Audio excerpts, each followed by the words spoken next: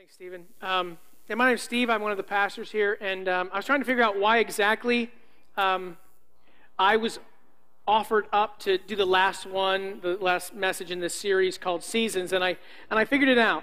I did a little math, and I realized that you could put two staff members, almost any of the two staff members together, and you wouldn't come up with one of me.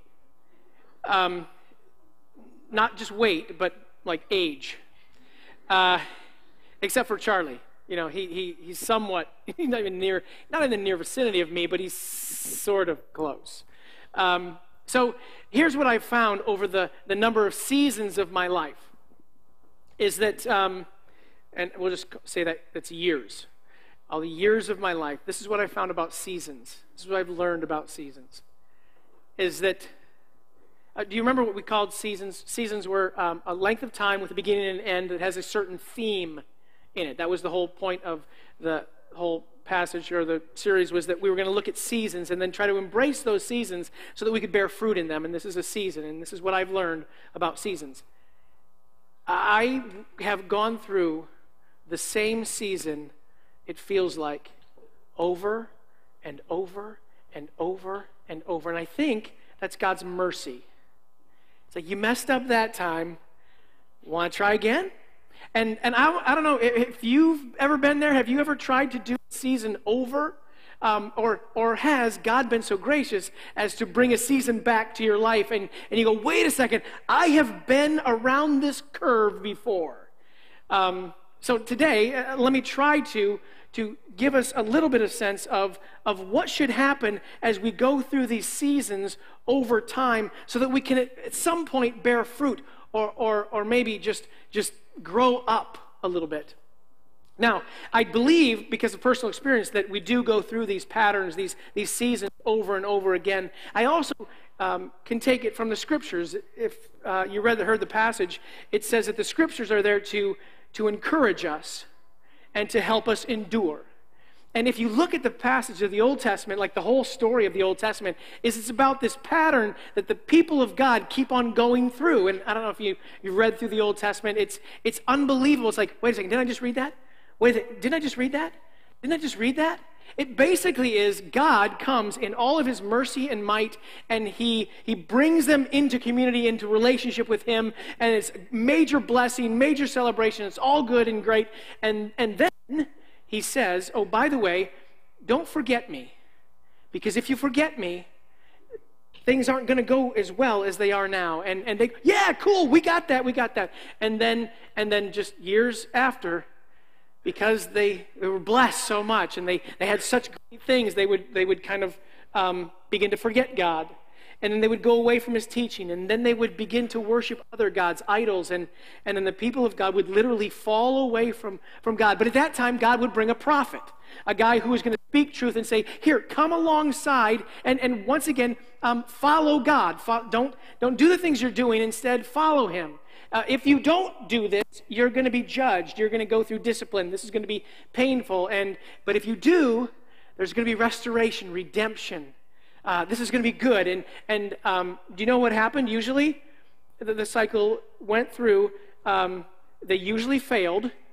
They did not come back to God. He dragged them off to captivity or wandered around in the desert for 40 years. And eventually they came back. And even while they were not listening, even while they were being kind of idolatrous, God would say, okay, fine. I love you so much, I'm just going to bring you back. And that's the continuous pattern of the Old Testament. And I will be honest, that's pretty much the continuous pattern of my life. And I hope I'm not talking to people who are completely strangers to that experience, having gone through a pattern or a struggle and not coming out of it having grown anything.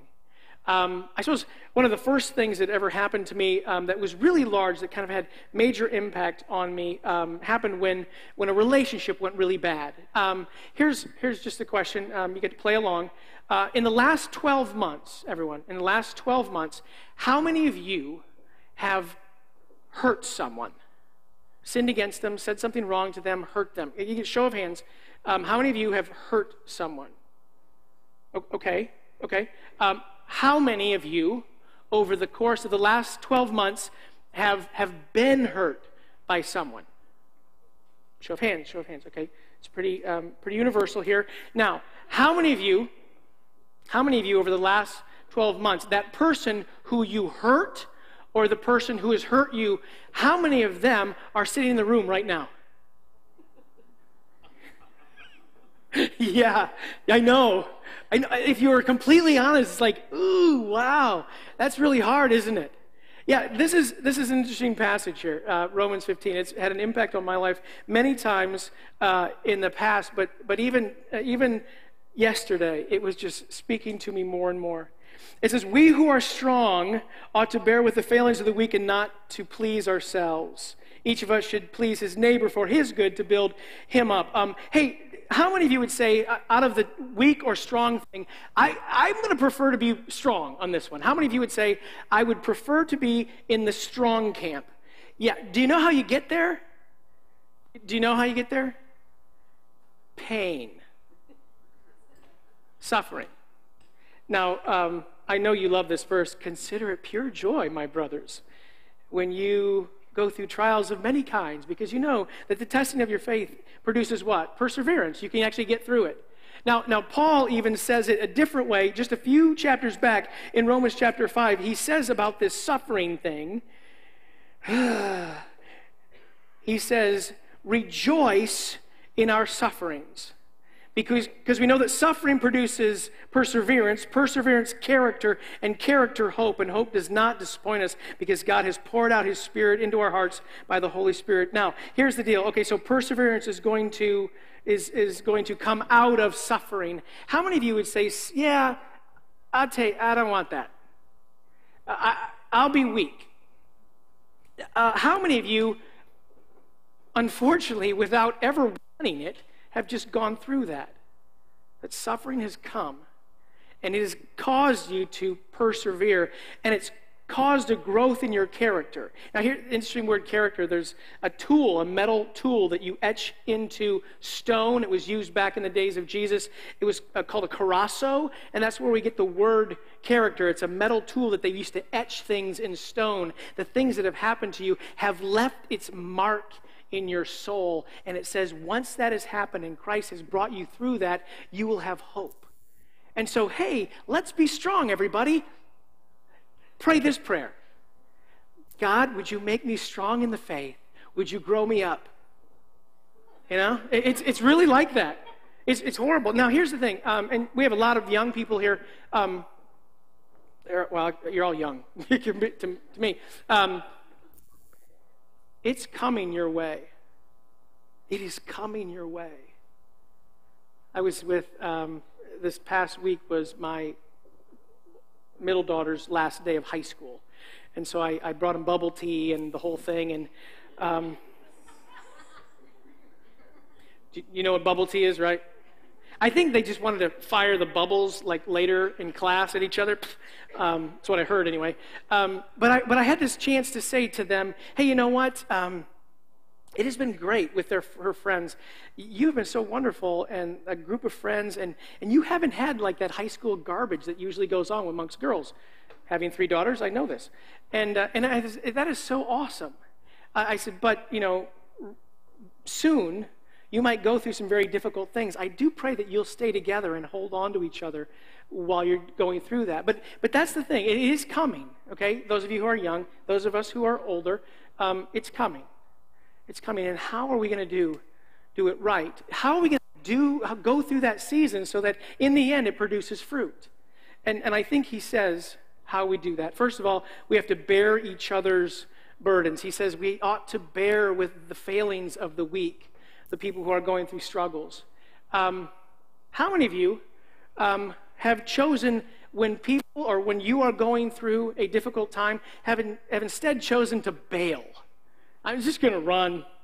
How many of you have, in the midst of a season of struggle or suffering, have you just said, I'm going to attack. I'm going to get mad at these people? There's a Psalm 55. I have lived in this Psalm for years and years and years because it was a painful time in my life, but I eventually learned from it.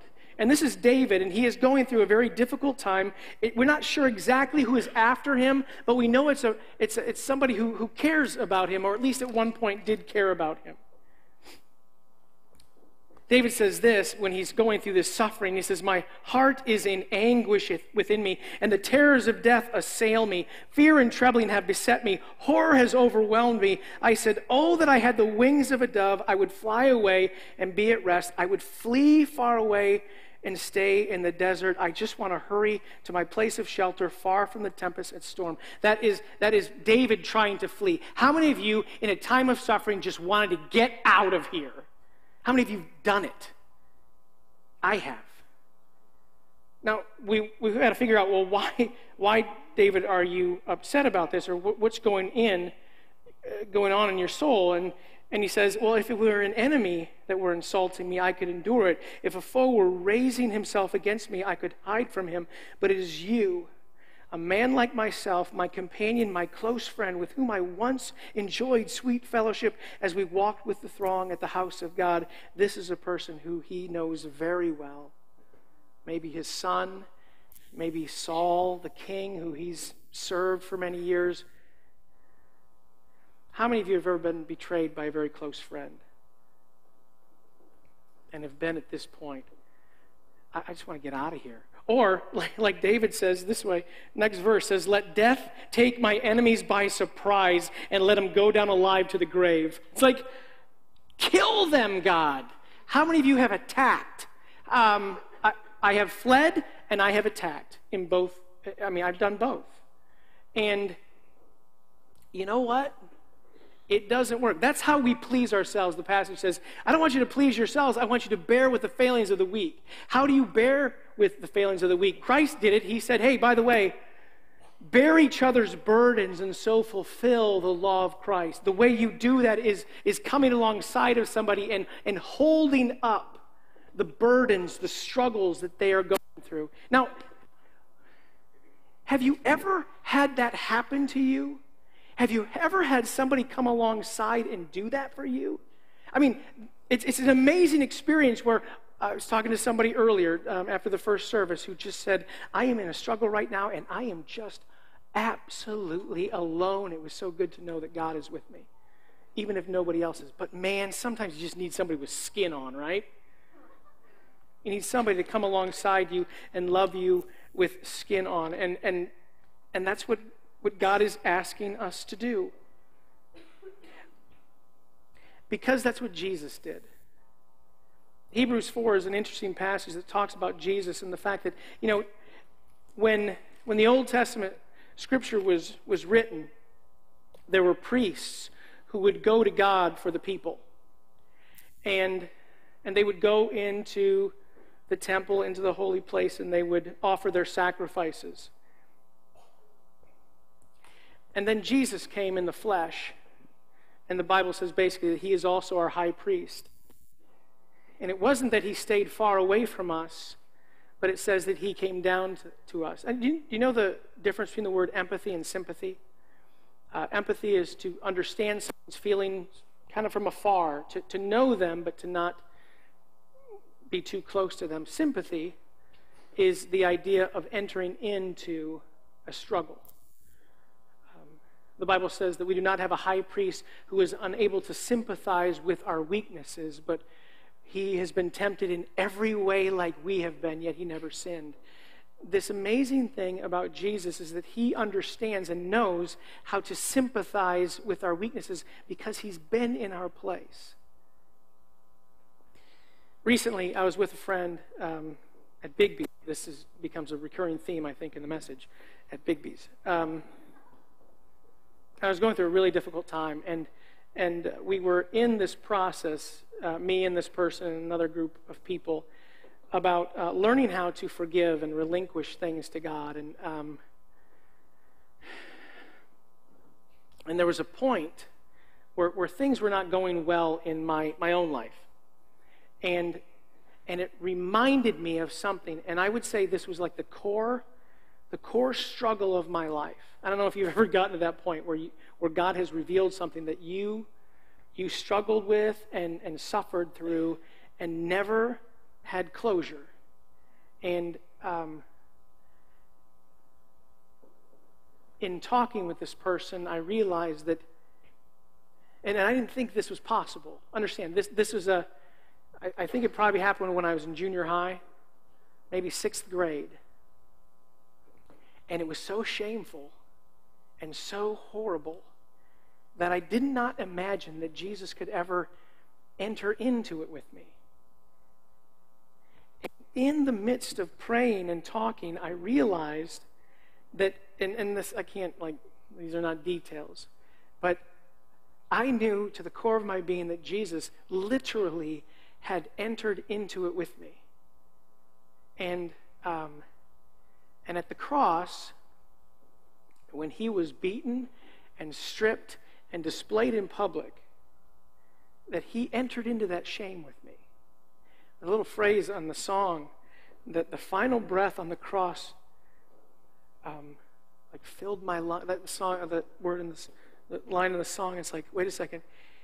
The moment he died and he was, that shame that was upon him, that gave me life. That was the first breath I took.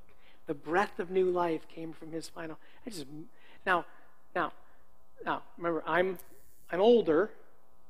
That happened when I was in 6th grade, and literally that season came back to me, I would say 3-4 months ago. Now, he can redeem anything. I'm here to tell you, he can redeem anything because he sympathizes with he enters into our struggle with us. And he says, you know what? What I'd like you to do is to also enter into that struggle with people as well. It says that he did not please himself. Verse 3, for even Christ did not please himself, as it is written, the insults of those who insult you have fallen on me. He actually wants us to first help bear each other's burdens while we're going through these seasons, but also he wants us to even insulate from the insults that would come in the midst of that struggle, that suffering, that sorrow. Now, that's an Old Testament passage. It's from Psalm 69, which is a messianic psalm, meaning it's really David writing it, but it's the words of Jesus coming out of his pen and put on paper, and it's a passage that now we can read and realize that this is really from the mouth of Jesus, the mouth of the Messiah. And he goes way beyond just the idea of these insults being thrown at him. Now, obviously, we know that when he was on the cross, as he was walking even to the cross, they were hurling insults at him. That all of our sin, our weaknesses, our infirmities, all that stuff was placed on him at the cross. But he says that we should take that as a model and help each other while we're going through these struggles, these suffering, that we should bear even the insults that people throw in the way of our friend. He says this, I will do this for you. Jesus says, I will do this for you, and we're called then to do it for each other. May those who hope in you not be disgraced because of me, O Lord, the Lord Almighty. May those who seek you be not put to shame because of me, O God of Israel. For I endure scorn for your sake, and shame covers my face. I'm a stranger to my brothers and an alien to my... He took our shame and even the relationships. You know what? That'll happen to me. And then he says, the zeal for your house consumes me, and the insults of those who insult you fall on me. When I weep and fast, I must endure scorn. When I put on sackcloth, people make sport of me. Have you ever been in a place where somebody was going through such suffering or such a struggle in something, and everybody was just taking pot shots at them?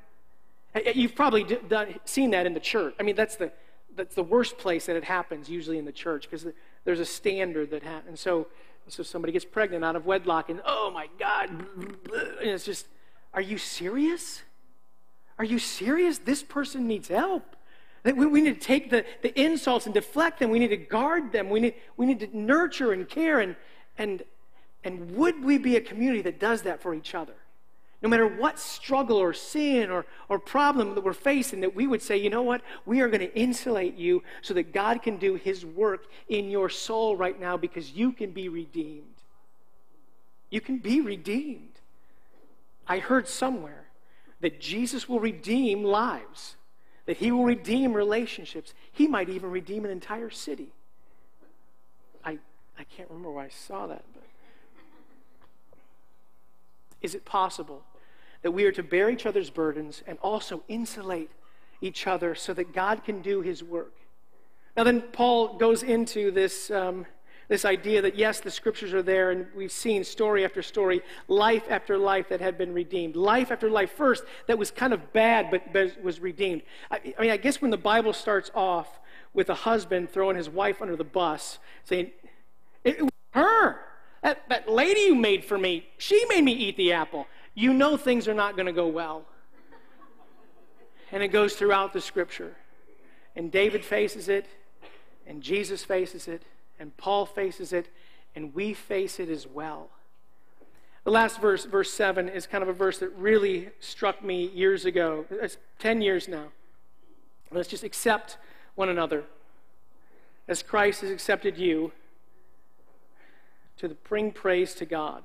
In order to bring praise, accept one another, then just as Christ accepted you. And this is what was basically happening in my own life, is that I had been hurt, I'd been discarded, and hurt people, hurt adjective, hurt verb. Wounded people, wound people. I was wounded, I was hurt, and I was fighting. And I came across a group of people who just said, you know what? We're just going to accept you. Now, they were bearing with me, they were insulating me from all the struggle, but they just accepted me. They just accepted me. Over and over, I would fight, and they would just accept me. And before long, it broke me down, and I realized that it wasn't just they were accepted, but that Christ accepted me in that moment, in that place. And he did a work in my heart that really transformed the way I saw people and the way I saw God. But it was through a lot of suffering. Now, when I talk about that event 10 years ago and how it really did affect me, yesterday I was at Bigby's kind of finishing up this whole thing, and it just wasn't connecting with me. It's like, wait a second, that moved me at one point. What's wrong here? This isn't really doing the same thing. And so I started looking at other translations. The ESV says, welcome one another. And it's like, well, that really misses. Hey, welcome. You know, welcome to Redemption City. It's like, that doesn't even move me now. Accept one another's pretty good. But then I looked at the original language, the Greek, and it's a word lambano, which literally means to grasp or take hold of. And I went, ooh, I can get into that. That's visceral. That's action. I like that. And so I started looking at that word in different places. And this is the place where I found it, where I went, oh my gosh, that is so rich. It's in the book of Philippians. And it's the passage where Paul, who has been an Old Testament scholar, who has followed all the law, has followed every rule and he said, I did it with zeal. I was good at it, man. I followed all the rules. He gets to the point where he says, you know what? After I followed all these rules, I realized that I didn't even know God. I just knew the rules. And now, I think that's just garbage compared to the fact that, he says, the surpassing greatness of the knowledge of Jesus, that I know Jesus. And he says this, I want to know Christ and the power of his resurrection and the fellowship of sharing in his suffering. Wait a second, that didn't fit. I want to know Christ, I want to know the power of his resurrection, and I want to share in the fellowship of the suffering. Yeah, that's how it works.